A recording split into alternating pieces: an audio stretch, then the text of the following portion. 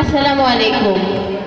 মহান স্বাধীনতা দিবস উপলক্ষে আবৃত্তি করছি কবি আবু জাফর বিশ্বাস রচিত আমি মুক্তিযুদ্ধ দেখেছি কবিতাটি।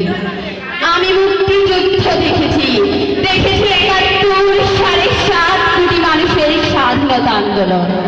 শুনেছি রেস্টুরেন্টে জাতির জন্য বঙ্গবন্ধু অগ্নি ছড়া ভাষণ।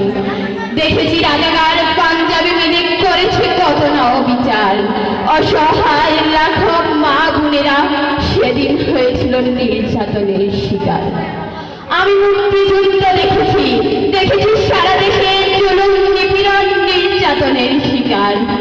দেখেছি সারা দেশে জুলুম নিপীড়ন নির্যাতনের হাহাকার। শত শত বীরাঙ্গনা নারী আকাশ কাঁপানো আত্মচিৎকার। দেখেছি স্বামী সন্তান হারা বাংলা মায়ের কত আর্তনাদ।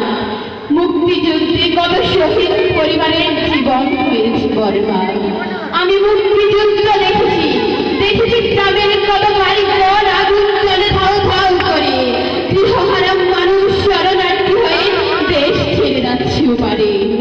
হেরে চলেছে দল বেঁধে সবে, যেতে পারেনি কত বৃদ্ধ বৃদ্ধা।